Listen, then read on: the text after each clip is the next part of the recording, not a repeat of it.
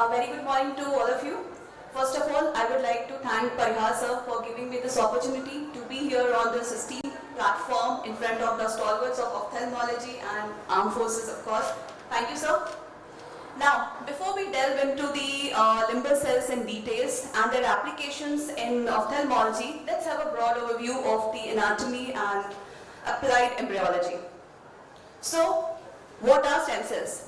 They are undifferentiated proliferating cells which are present in all the self-replicating tissues of the body, consisting of 0.5 to 10% of the total cell population. That means they are not very much, but they are the very important cells of the body. The salient property of the stem cells are they are very long-lived. They have a long yet asymmetrical cell cycle. They have an increased potential for error-free proliferation with poor differentiation. Limbal stem cells, they are present in the palisade of wood at the limbus, which marks the boundary of the cornea, conjunctiva and sclera. They are poorly differentiated cells, they have a primitive cytoplasm and they have a very long cell cycle duration. The main function is to maintain the normal corneal healthy epithelium. Also, they act as the barrier which prevents the conjunctivalization of the cornea. History goes back to 1971 when first of all Dr. Devenger and Evanson, they described that the limbus of the cornea is the anatomical landmark where the corneal epithelial proliferation and migration occurs. Thereafter in 1983, Schofield proposed the niche hypothesis which became very popular, and later on in 1986, Schauber described about the biological markers, to be precise RK3, which is 64,000 molecular weight corneal keratin, which is absent in the limbus. Limbus is a transition of the stratified non-keratinized squamous epithelium of the cornea to stratified non-keratinized columnar epithelium, which is a mucin-secreting goblet cells. This complex architecture of the limbus is known as palisade of wood arrangement. The corneal epithelium, the entire replication and the proliferation takes place in over the period of 7 days. And these are the results of the multipotent stem cells. The hypothesis says they flourish in the limbus because of the vascularity which provides the cytokines, the growth factors which help in the function of the limbal stem cells. Due to the asymmetrical division of the limbal stem cells, certain cells form stem cells which harbor in the niche of the basal epithelium, the other they transform into the transient amplifying cells which further differentiate into postmitotic cells and then finally differentiate into terminally differentiated cells. This entire process takes 7 to 10 days.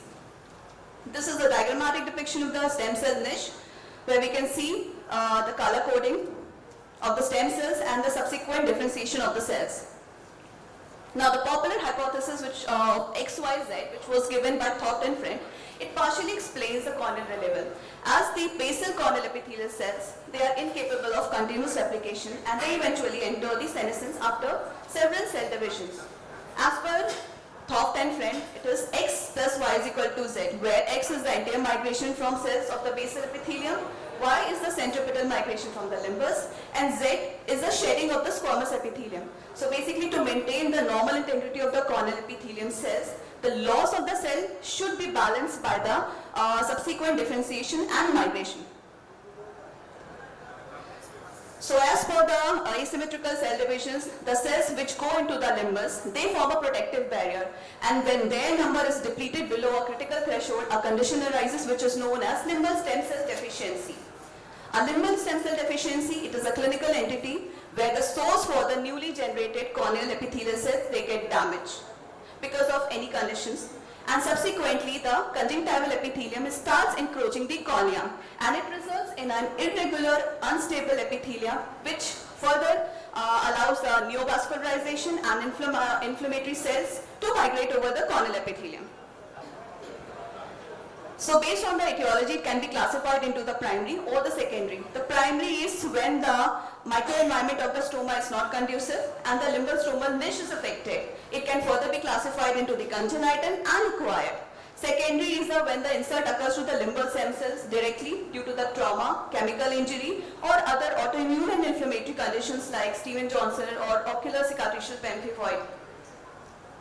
These are the clinical photographs of the primary and secondary limbal stem cell deficiency.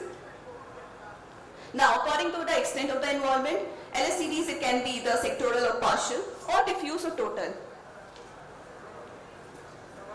So these are the clinical photographs of the same.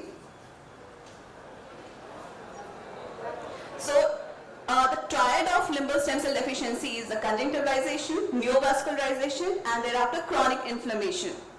And the patient might present with dryness, foreign body sensation, tearing, blepharospasm, photophobia, decreased vision, recurrent episodes of the pain due to the persistent epithelial breakdown, and history of chronic inflammation with redness. On evaluation, there is a peculiar conjunctival phenotype which is seen on the cornea, which is a hallmark of the diagnosis. The corneal epithelium is dull and irregular, reflex is seen with irregular thickness and transparency is gone. There is a pannus formation. It may lead to chronic keratitis, scarring and calcification. The fluorescent staining shows a stipple appearance because the fluorescent, gradually goes into the paracellular space of the conjunctiva and it forms the stipple appearance. There is a persistent epithelial defect and eventually melting and perforation of cornea can also be seen in certain cases. For deciding any management protocol, the baseline evaluation is important, which includes the best corrected visual acuity, and the lid examination should be done to rule out conditions like trichiasis, dystrichiasis, entropion, ectropion, and ptosis, and these conditions should be corrected before planning any intervention for limbal stem cells deficiency. Tear film examination is again very important. Slit lamp evaluation should be done to rule out any hyperemia, keratinization of the conjunctiva. If the eye is inflamed,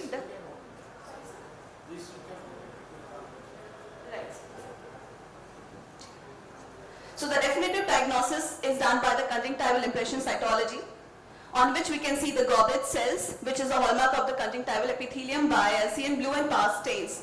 And on immunohistochemistry, we can see the absence of the corneal differentiation markers, which are CK3 and CK12, and the presence of conjunctival phenotype, which is CK19. Thank you, sir. And over to the next speakers.